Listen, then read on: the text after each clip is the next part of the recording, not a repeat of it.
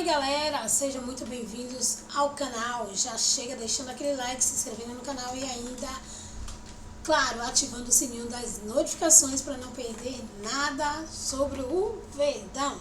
Hoje a gente vai comentar tudo sobre a vitória do Palmeiras por cima do Vasco, 1-0 para o Palmeiras. Um jogo pegado com muita estratégia e, claro, análise completa dos comentaristas da Sport TV ao vivo. Todos os créditos vai para a Sport TV. Vamos conferir o que os especialistas disseram e as análises e os melhores momentos e os destaques da partida e falar da atuação do Palmeiras, que conquistou mais uma vez 3 pontos e está na liderança do Brasileirão. Então fica ligado e vamos começar o vídeo. Fica comigo até o final. E Palmeiras, que o Vasco olhe para o exemplo do rival e fala, cara, o Flamengo estava na lama em 2013, cara. O Flamengo tinha elencos pífios, não era um clube que passava seriedade. Como é que o Flamengo hoje é exemplo de gestão financeira, administrativa, de marketing? Então, eu acho que eles abrem esses caminhos, né? E ontem o Vitor Roque marcou o primeiro gol que valeu. Tinha feito 2 anulados e marcou o primeiro que valeu na vitória do Palmeiras sobre o Vasco em Brasília. Num jogo que foi até equilibrado, né?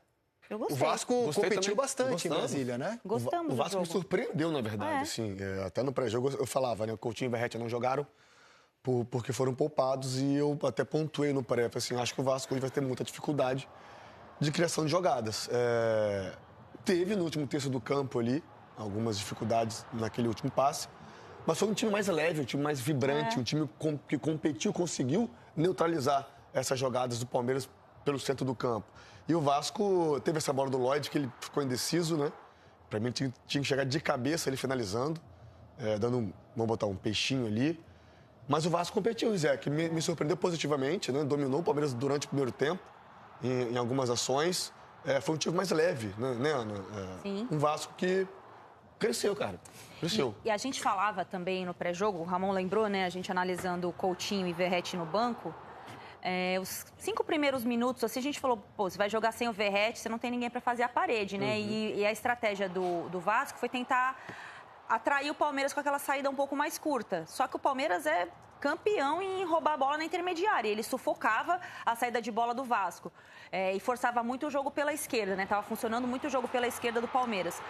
O Felipe, né, a comissão técnica ali, rapidamente fez uma correção, trouxe um volante para sustentar ali na frente do PH e o Vasco ficou um time seguro e começou a jogar com um pouco mais de velocidade, passes mais próximos. E eu acho que as mudanças, no final das contas, mostraram que o Vasco tem jogadores para competir mais. O Lloyd jogou muito bem. O meio-campo estava funcionando muito bem com o Gomora, Cocão. E quem que era o outro, Ramon? O Matheus Carvalho e o Tietê. O Tietê funcionou muito bem. Eles estavam marcando bem, fazendo saída de bola. E o Palmeiras teve, sim, dificuldade. Agora, num erro, né? De saída de bola, que o Palmeiras já tinha pressionado o tiro de meta algumas vezes durante o jogo, já tinha dificultado, mesmo assim o Vasco seguiu tentando fazer essa saída de atrair o Palmeiras. O Richard Rios, que jogou muito bem, fechou a perna ali do Gomora, e aí o Palmeiras conseguiu fazer o gol, desencantando aí o Tigrinho, né? E o Hugo, que, obviamente, pela torcida, foi criticado, e é normal, né? Bem, né, cara? Tava jogando muito bem, o meio de campo do Vasco, com o Matheus Carvalho, Tietê e Hugo, estavam dando conta, marcando muito bem, fazendo cobertura. No primeiro tempo, a gente... eu falei com você no off, o Hugo Moura deu um bote no lado direito de defesa e logo em seguida recuperou a bola na frente da área, fazendo o time andar. O Vasco estava conseguindo jogar. É aquilo, deu o gol, errou contra um time que você não pode errar. Que você errar uma vez, o Palmeiras vai lá e vai fazer o gol. Foi o que aconteceu. Acho que é chovendo molhado falar que Coutinho e Verratti fizeram muita falta. Porque já que... Você não acha? Eu acho que sem o Coutinho ontem, o Vasco ficou mais leve, com mais pegada. Eu também acho. Queria falar mais do Verratti, então. Perfeito. O Vasco chegou várias vezes... Desculpa, mas eu acho que vale a discussão, tá? É como contar com o Coutinho para manter a intensidade que foi mostrada ontem sem ele. Okay. Eu acho que vale essa linha de pensamento. Mas o Verratti de falta, aí sim, de fato, para mim, ele fez... Foquemos no Verratti. Já que o jogo, embora as chances do Palmeiras tenham tido muito mais qualidade, tem tudo a ver com isso, na minha opinião.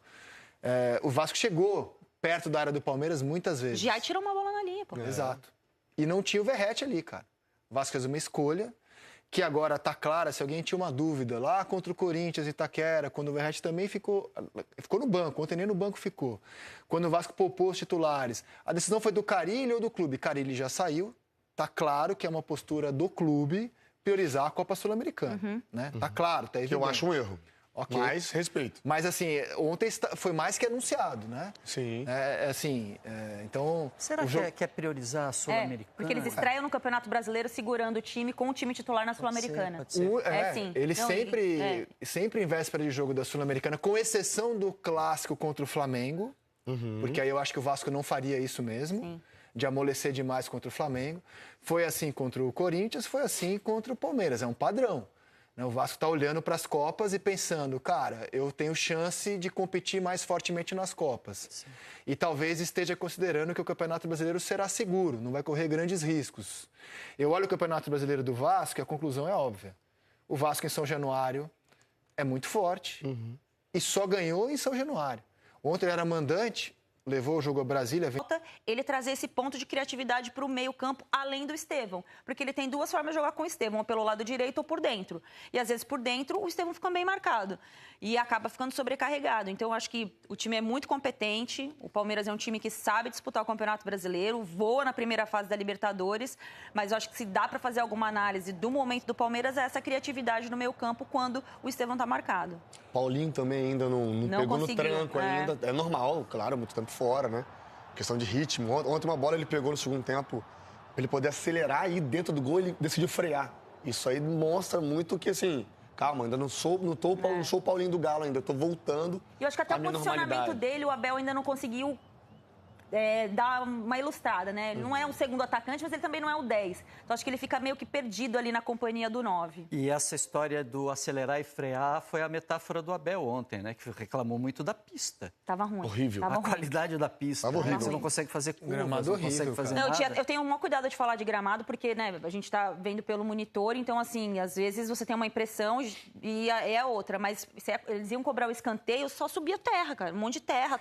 Não é de hoje, né? O Mané Garrincha tem um gramado ruim mesmo. É um palco maravilhoso, né? Um palco Estádio incrível, lindo. Estádio lindo, Não, caríssimo. Tem uma cena em câmera lenta do Caríssimo. Estevão Isso eu na achar um linha de barato fundo. aí nessa linha aí de Copa Você do lembra Mundo. daquela cena do Estevão na linha de fundo, quando ele vai cruzar para trás e sai cavando um monte de isso. areia ao redor dele? Mas o gramado é muito ruim, cara. Prejudica Não é de muito. hoje, é muito ruim.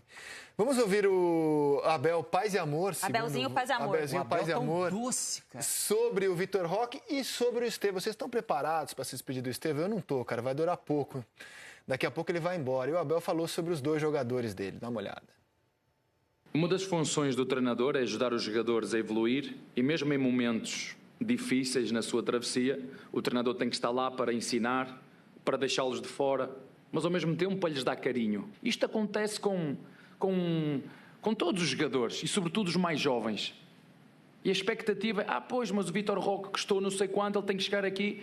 Não, ele é um moleque espetacular, é um miúdo humilde, é um miúdo que trabalha, é um miúdo que deu um passo atrás para no futuro dar 3 passos à frente. Mas é preciso ter essa paciência. E o Vitor Roque é isso, é calma, paciência.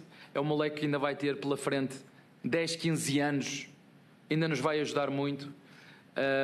Entendo a cobrança de uma parte, então é preciso que ele entenda isso. O clube acredita nele muito, porque foi uma contratação, já vou dizer, não foi minha, foi da Presidente. Eu disse, Presidente, para essas contratações não me pergunte, vá lá e traga. Depois nós fazemos aqui o resto. Ajudamos, educamos, ensinamos. O Estevão, ele participa da maioria das jogadas que resultam em gol do Palmeiras. Visando uma saída dele, é notável uma movimentação no ataque mais diversificada. Uma hora, 2 atacantes por dentro, outra hora, 2 atacantes por fora, jogando aberto, infiltrado. Isso já seria uma projeção do Palmeiras com o Vitor Roque e Paulinho? Não me faça essa pergunta. Eu não quero pensar nisso. Imaginem que era com uma pista top. Imaginem com a pista do Nou Camp, que vocês viram o jogo entre o Inter de Milão com o Barcelona. Imagina numa pista daquelas, aquele tapete, né? Imaginem, conseguem imaginar? Se tiverem todos tiverem um bocadinho de paciência, não é? O treinador para onde ele for, a equipa para onde ele for.